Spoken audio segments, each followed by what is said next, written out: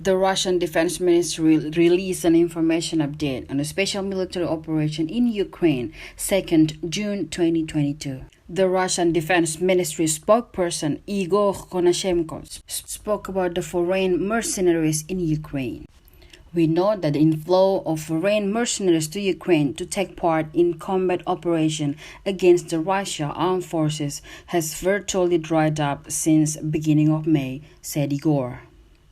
According to the data of the Russian army database, hundreds of foreign mercenaries in Ukraine were eliminated by the Russian long-range precision weapon shortly after they arrived while undergoing pre-training and coordination of a tactical unit. But most of the mercenaries are deployed in war zone due to the low level of the training and lack of the real combat experience. I would like to point out the commanders of the Ukraine Armed Forces and the National Guard unit, which included mercenaries, are not sparing foreigners in their effort to reduce losses of the servicemen. Captured mercenaries tell interrogators that they are not the first one to be sacrificed. Due to the Kiev regime silencing the losses of the absence of remain, relatives and the mercenaries in their countries of the residents simply do not know about their death, says Igor.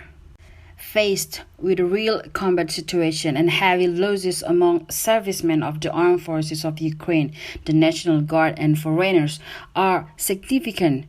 Number of the mercenaries prefer to leave Ukrainian territory as soon as possible, but the Kiev regime prevents them on going abroad to every possible way.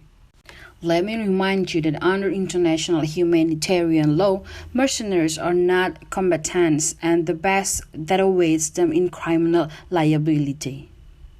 The Kiev regime's urgent attempts to guarantee the mercenaries legal protection by including them in military units of Ukraine or the National Guard by issuing them with fresh Ukrainian passport will not save any of them, said Igor.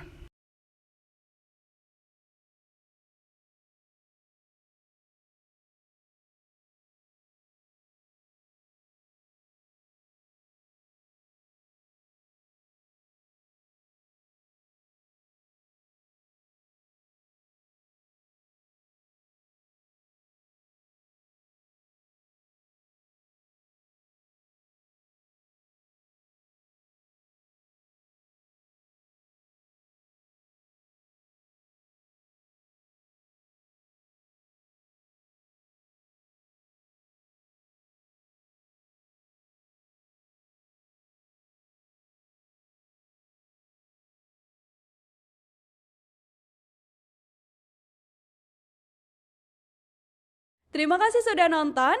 Jangan lupa like, subscribe, dan share ya.